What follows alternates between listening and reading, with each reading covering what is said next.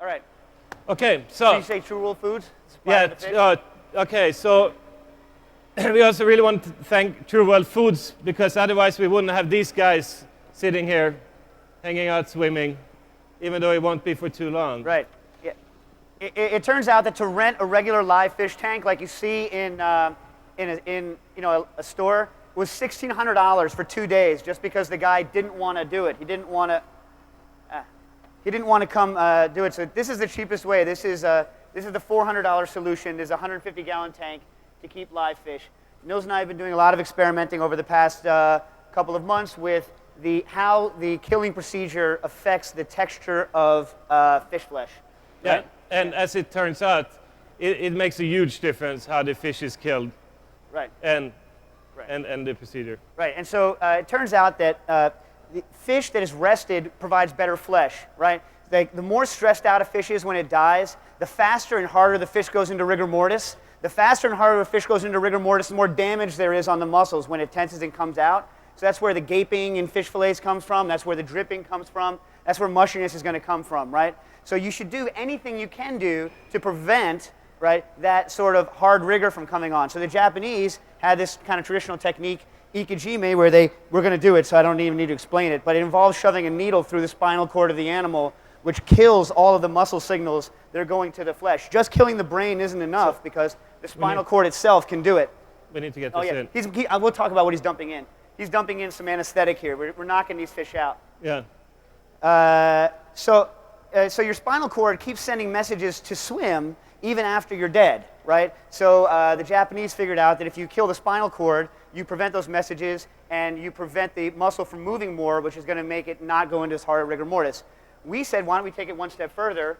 And exactly. I mean, so since the idea is, to have the fish as less stressed as possible, so why not put them to sleep before we actually going to kill them? Right, right. So we have a nice tank. So they don't tank. even know what's going to happen. We have a nice tank. They're nice and rested, right? Yeah. We pour this anesthetic in, which is made from clove oil, right? Oil of clove. And it, just like in the Marathon Man, like, is it safe? Oil of clove. It turns out it knocks out the fish without killing them. And some anesthetics that we've tried, like carbon dioxide, they flap around, they go all freaky, and you actually lose the benefit of anesthetizing them because of all that extra motion. It's more humane because they don't know what's happening to them, but you lose the benefit. So absolutely. Yeah. So you're going to see it. So we put this in, and they're going to sit here for at least 15 minutes and you start seeing they start moving slower and slower, and eventually they kind of fall on their side and they swim there. Right. This product, funny, it's approved as a food additive in the United States, but not as a fish anesthetic. So it's not. The New Zealand salmon, if any of you had it, was killed using this product because this product is from New Zealand. It's called Aqueous. Here in the States, when Nils and I were experimenting before they shipped us this illegal bottle, we bought from Spectrum Chemical what it's called. It's isoeugenol, which is derived from oil of clove. Just be a little bit careful with it. Don't go overboard. You probably shouldn't drink it. Yeah, you can read about the actual recipe on our blog, www.cookingissuesblog.com. So these guys are going to sit. We're going to go through the next dish while they're busy getting knocked out. So we're actually doing 2 dishes for you. And the bass is going to be part of the second dish. And before we go into the first dish, there's one thing we should mention. We're going to pass something out to you, in the middle of the demo at some point. Right. Don't do anything with it until we say so. Yeah, don't drink it ahead of time. You're going to spoil our fun, all right? Yeah. All right. And if you do, we'll leave immediately. Yeah, that's it. We're done. Okay, so you want to go into the first dish? Yeah. Oh, all right. So the first dish is based on a dish that we did a video for the StarChefs website a while back called Mokume Gane fish. And it involves using our favorite slicer in the entire world, the Hobart Model 3000 slicer, which really is, I mean, seriously? It is. Come on, it's like, the slicer kicks ass. Anyway, we wanted to use this Japanese metalworking technique, Mokume Gane, where you take different layers of different colors of metal, you sandwich them together, you beat them, and then when you sand it flat, you get a wood grain effect from the 2 different colors of metal. Well, why not do it with meat or fish? Yeah. Right? And so, I mean, when you did it first for the video, you did only fish. But then we said, of course, we can't do the same thing that's already on the video somewhere, because it would be it wouldn't really be us. So we figured, what should we do? And I tend to like a lot of things that's, whatever, surf and turf. So we decided on yellowtail and lamb.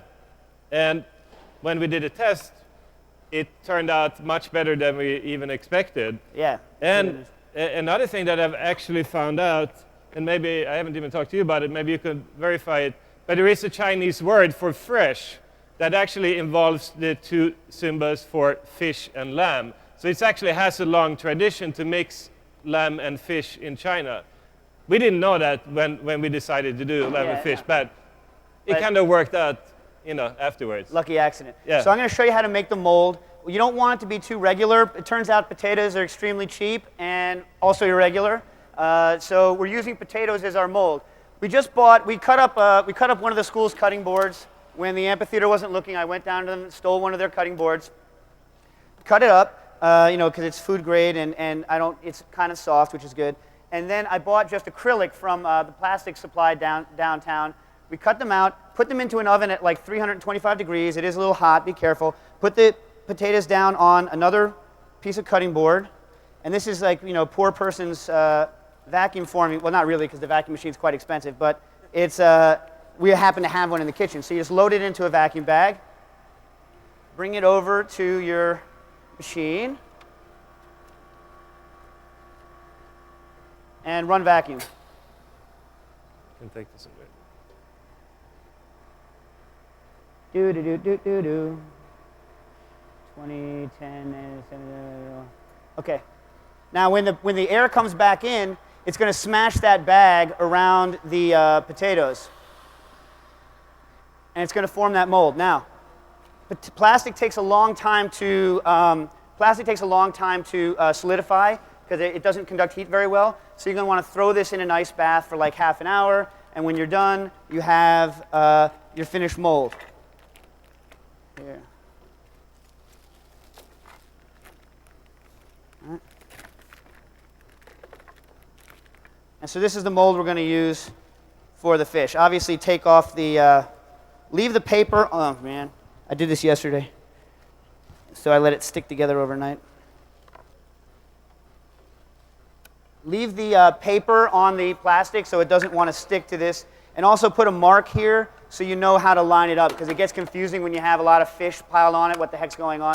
So that's your mold.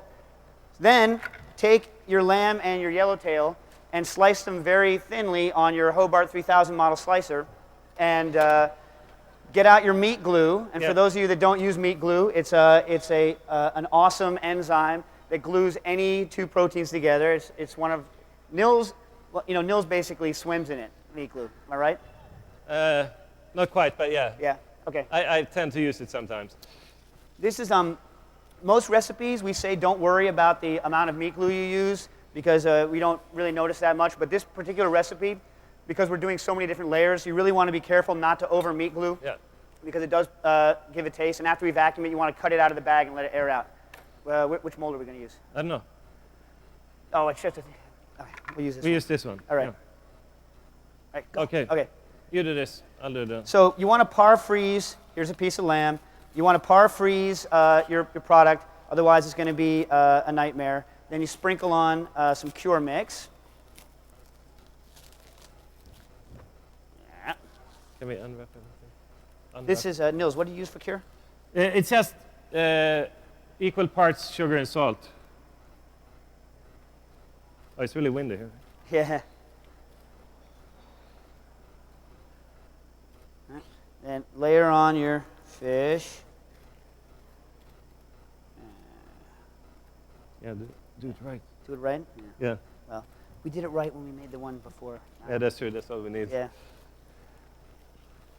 And just layer after layer. You want to build a big, tall block because you tend to lose. You tend to lose a lot of product. Not a lot. You tend to lose some product at the beginning and at the end. I mean, which you obviously can find use for, but. Yeah. And I prefer not to have the bloodline in it, but again, the one we had before didn't.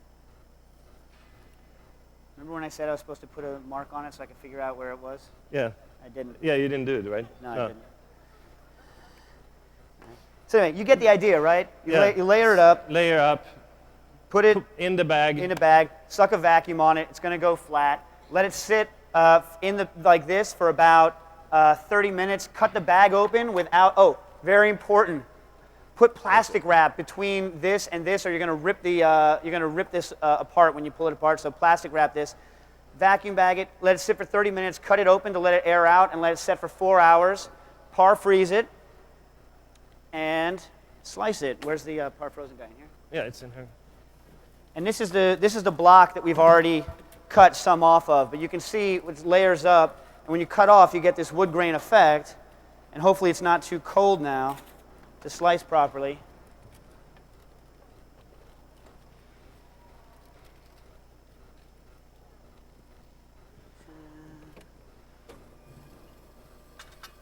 Oops, a little thin.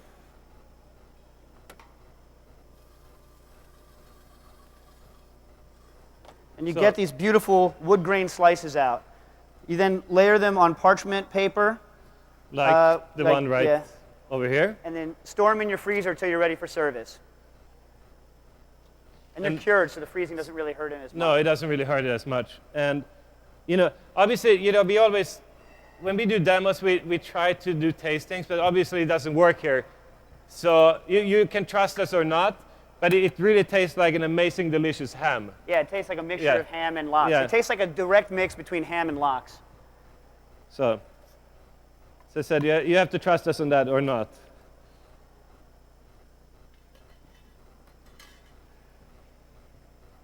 All right. So you want to go into the centrifuge? Okay. Thing? So in the workshop we showed this. This is one of our favorite kind of new pieces of equipment. We've been using centrifuges a lot, but a lot of them are very expensive. And what a centrifuge does is it separates things based upon their density, right? And most centrifuges are expensive and dangerous and big. Yes, we have a really old one, the first one, right? The Dangerfuse. Yeah, that literally it's like spinning death on a stick. It's awesome. Yeah. Yeah, we could definitely. Right. So you have to make sure you balance it. But this one actually chefs could use because you can pick these up on eBay. This one for about $700, right? It holds about 3 liters of product in these little spinning metal buckets, and you can just fill it with your regular vacuum bags. And our favorite thing right now, we use it for 2 main things now, is nut oils. And so this is pecans, because we're American themed right this year, and pecans are like God's nut, and like they're big here in America.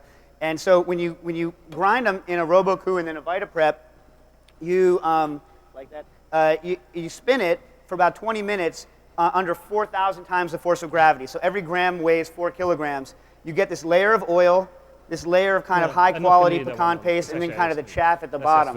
And so we're going to use these in this dish and actually in the component of the next. So this is a good application for centrifuge.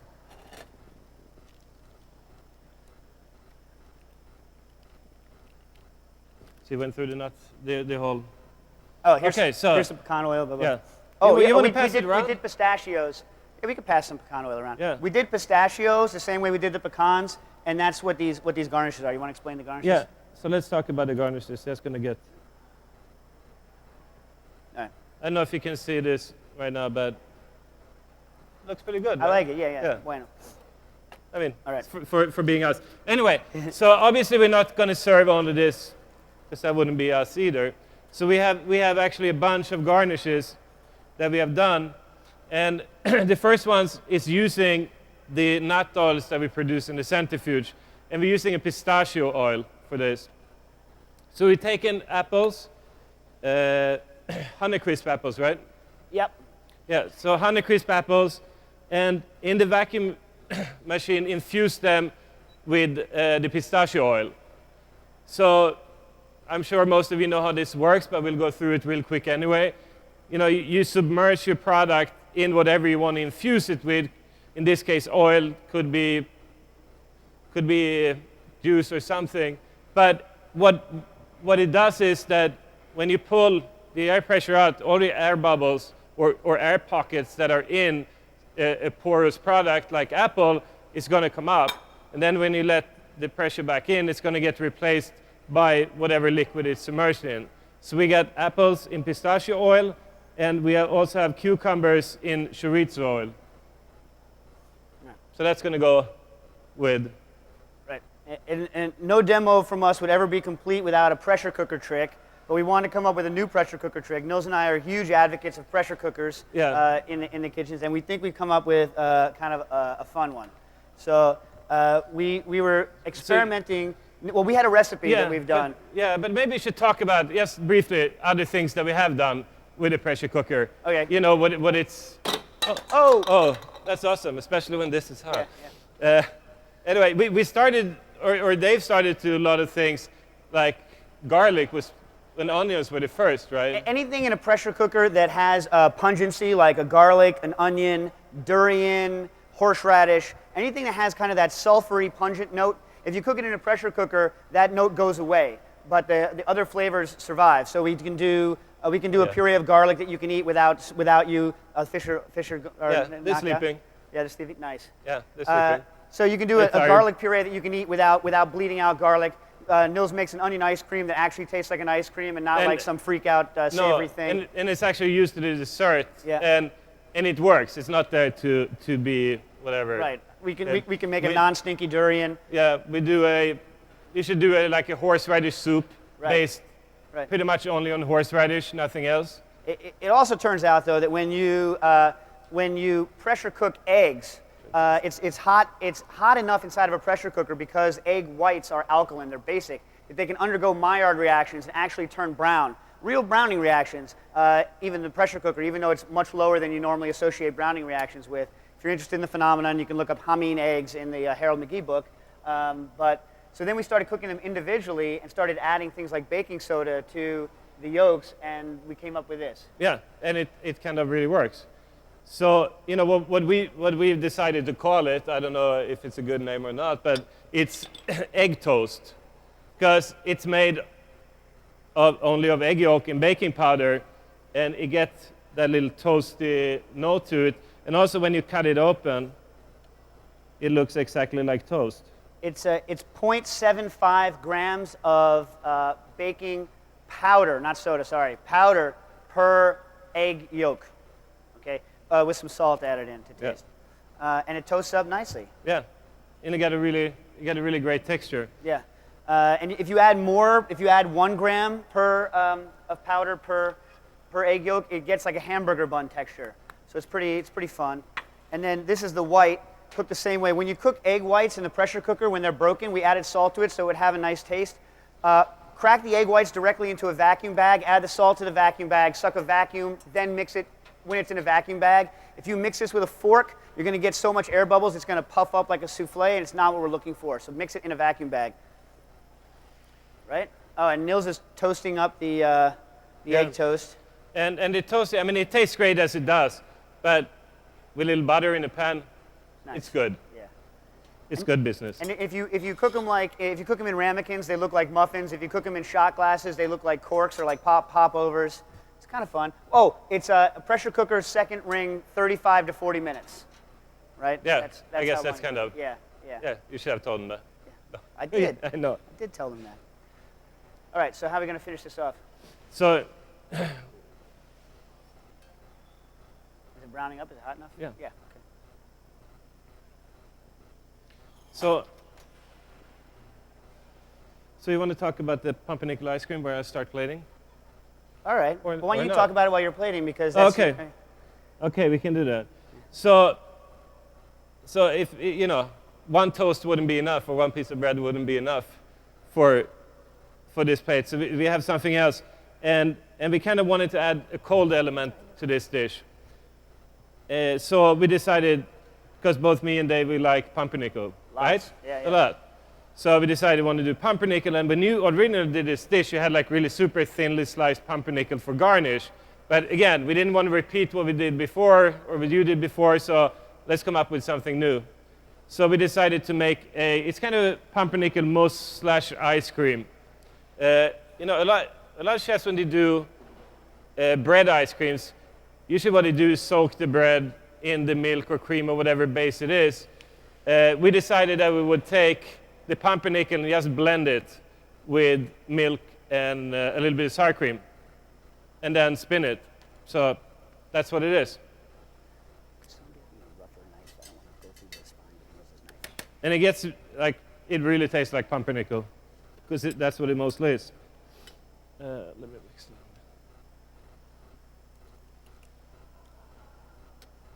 So this is a take on like real classic. It's like this, instead of the sieved like egg yolks, we're sieving the pressure cooked egg whites onto the egg toast, onto the egg yolk toast, and we're going to go traditional on the topping.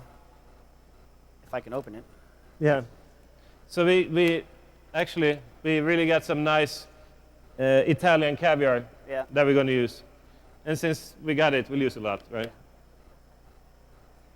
So that's egg on egg action. Yeah. Yeah, that's three times egg. Yeah. 3 times the sharp, 3 times an egg. Exactly. Alrighty, and boom, boom. Is this one good? Well, we can dress a little. Just tasting it. It's pecan.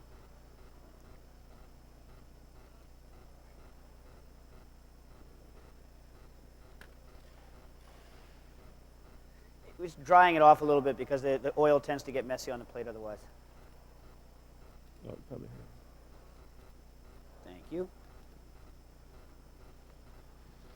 So are we forgetting something? No? Probably. Yeah, the pumpernickel ice cream is going to go as well. We're just going to drizzle a little bit of the pistachio oil and the chorizo oil.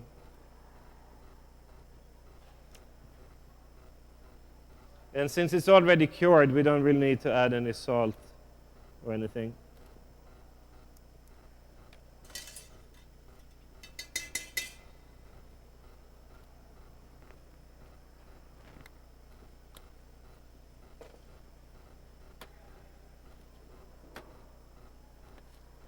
So that's it, right? So yellowtail lamb, caviar, egg, chorizo, apple, pumpernickel. Mokume Gane. So you can clean off the whole station. Okay, so now to the fish business. Fish killing. Yeah. All right, now, earlier in the day I did this with just these side towels, but these are black sea bass. You have to be a little bit careful with them because the spines are quite sharp. These guys aren't going to be moving much because we knocked them out. Yeah, at least that's what we hope. They won't be moving much. I hope this knife finds its mark. Corin generously is allowing us to use their specially sharpened deba to do the killing. Exactly. Big thank to Saori-san for the cutting board and the knife. And if you look at this fish here, they've totally lost their equilibrium. Yeah. Look at this guy, he's on his side. He's not dead.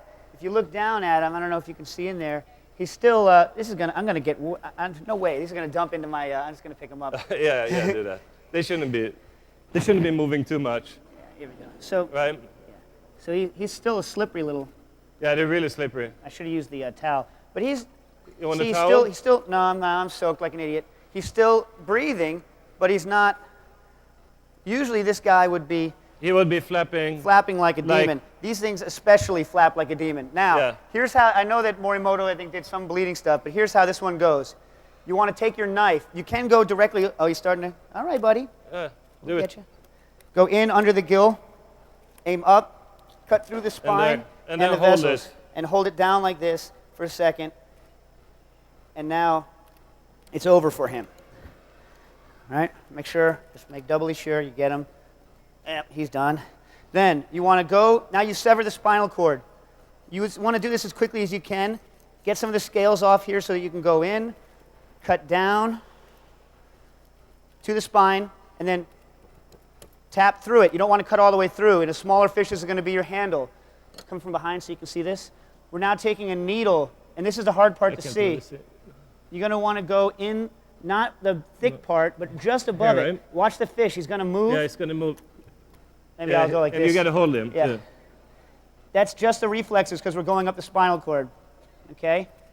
The needle needs to go all the way up the spinal cord and pull it right out. Now there's no more signals from the spinal cord going to the muscles, and now you want to bleed them out. So take your fish. Again, be extremely careful of the spines on a black sea bass. Do we have water in there? Oh, darn it. Do we have the... Give me that. Oh, sorry, buddy. No. Thanks.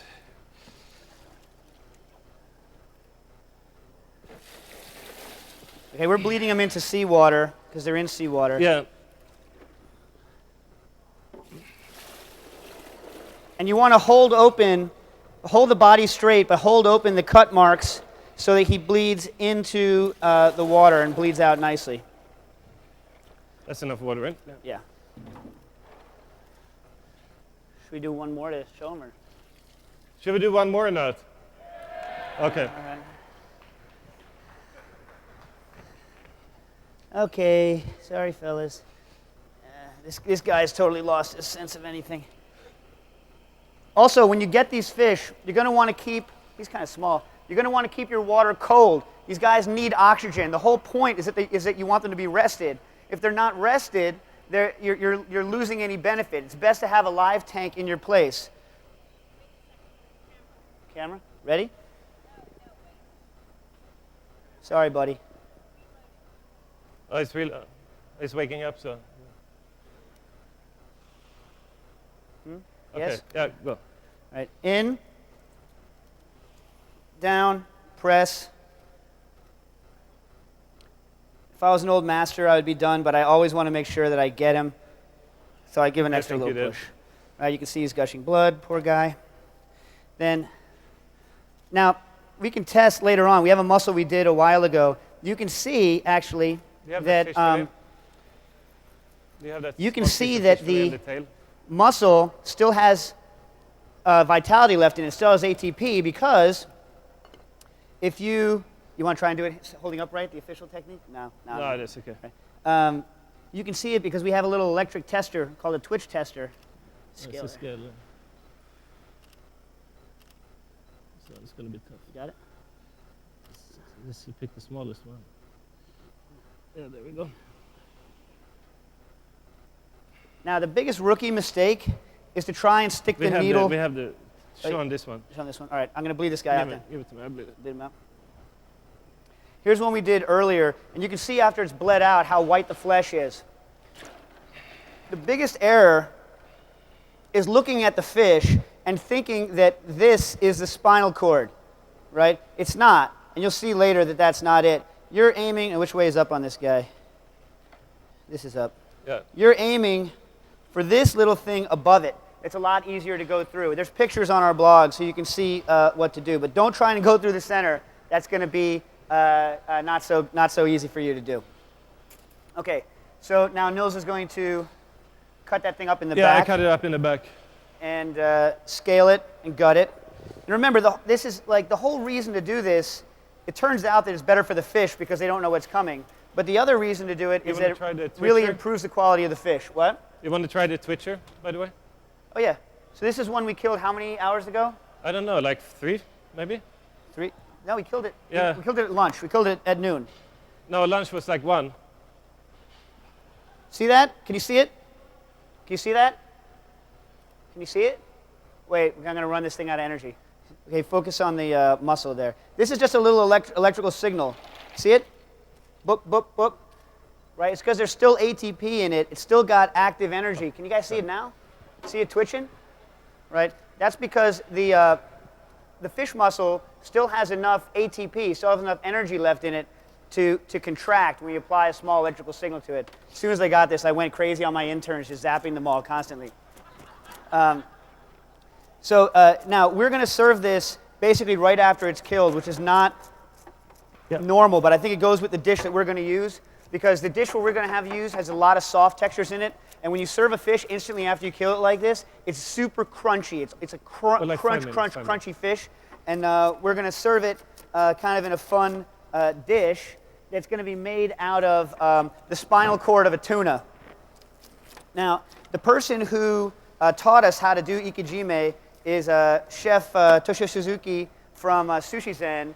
And he also introduced us to this kind of new ingredient, which not new for most people, but new for me, is the raw, not cooked, but the raw jelly in between the discs of the spinal cord of a tuna.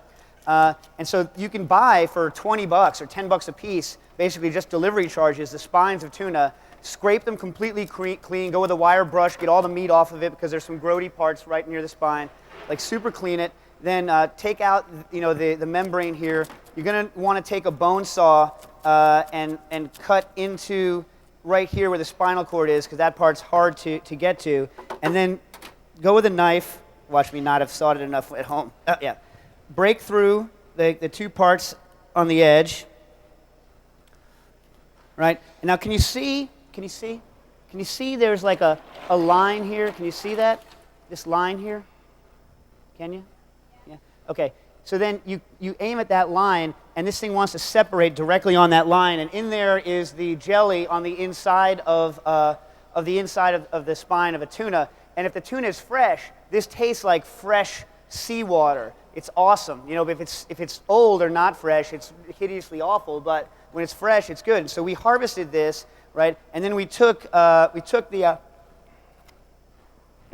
bones, and then we boiled them in OxiClean, and because OxiClean makes hydrogen peroxide when it's boiled, and so that's how we made our plating dish for this dish that we're working on. So that's just the spinal cord of the tuna boiled in OxiClean, and we saved the jelly, which we're going to use for the rest of the dish. Nils, you still filleting? Should I go into the Yeah, I'm jelly? still, yeah. All right. It's going to take Nils a minute to fillet this out. So I guess we'll talk about the next component of this dish. Should I find it? Okay, so the next component of this dish that I'm going to talk about, oh, by the way, we're just going to take that spinal cord jelly here, break it up a little bit with a whisk, and then fold in a little bit of diced celery, because the celery really goes well with the that stuff on the inside, whatever the heck it's actually called. Yeah, Okay. what do we want to call it? Spinal gel? Spinal jelly? Yeah. I like spinal jelly.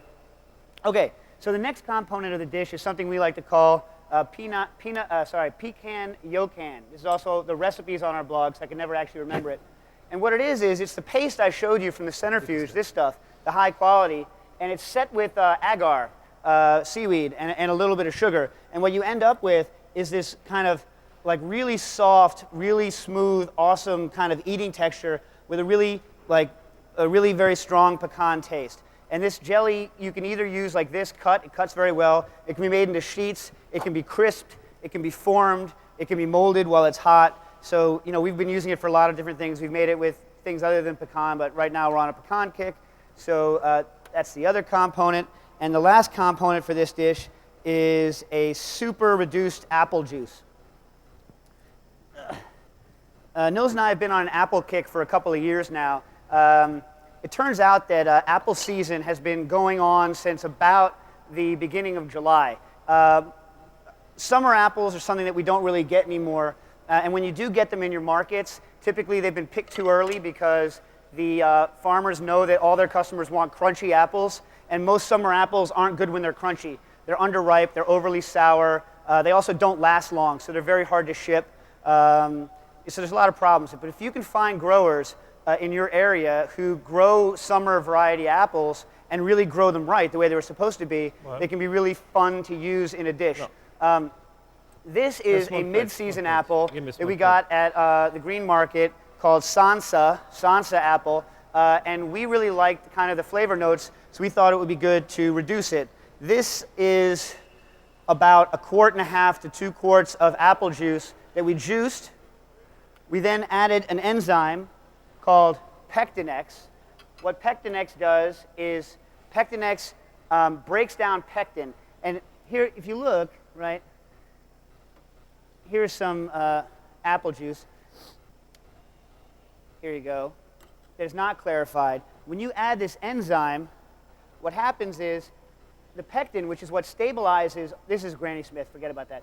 What stabilizes all the crap floating in it is pectin. And when you kill the pectin, it goes down, flows down to the bottom, and you get this clear apple juice on top, okay? Ours stays green, or stays whatever color we want it to, because we add ascorbic acid. Ascorbic acid is vitamin C. It's not the same thing as citric acid. Please don't confuse them. Ascorbic acid, vitamin C, stops things from going brown. Citric acid makes things taste like lemons. They're not the same. So then we took that juice and we put it in a piece of equipment called the rotary evaporator. Do we have one? Do we have one? Do we have one? No? No. Okay. Well, it's a piece of equipment that allows us to do distillations at low temperature. So we distilled this from we basically just took all the water out of it. We evaporated all the water out of like 1.5 quarts of apple juice. at room temperature, and we get this uncooked apple syrup that is almost a candy. Oh my God. Yeah. It's pretty. And it's completely clear. Yeah. So if you want to come up and taste it afterwards, feel free. Yeah, and completely uncooked. This is plenty, but it has a lot of flavor. Yeah, you have the black pepper? I don't see it. I'll get it. Black pepper milk. I got it.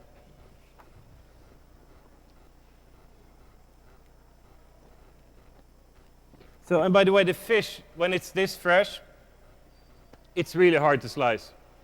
But when you eat it, it's super crunchy. It's crunchier than any fish you ever had, man. Let's do it. Here's a sheet of that yokan I was telling you about. This is what it looks like before we've chopped it up. It's like,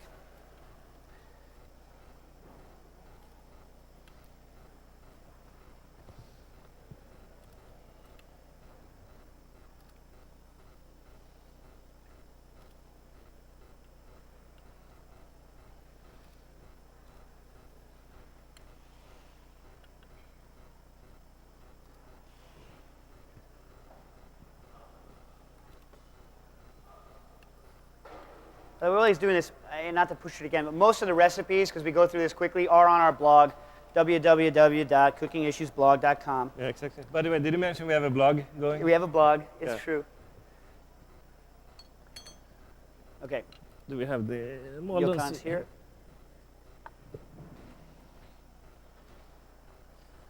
And you need the...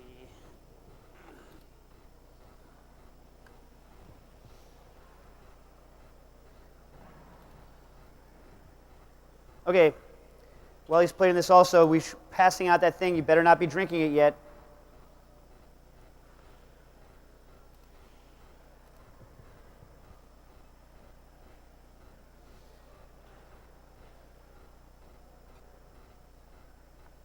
So unlike normal, most of the crunchiness of this dish is actually coming from the fish. Yeah. It's really why we don't add a lot of other, I guess the celery has a little bit of texture, but You tell them what that is? I didn't tell them what that is. no, this is just a little yuzu koshu to get a little spice in there mixed with pecan oil. We're going to drizzle a little extra pecan oil on top. You know, since it's a great American product. That's what it's all about. As is this apple, by the way. It's basically Americans and the English are kind of neck and neck with crazy amounts of apple varieties from the 19th century. We have a few in Sweden, though. All Not that many, but yeah.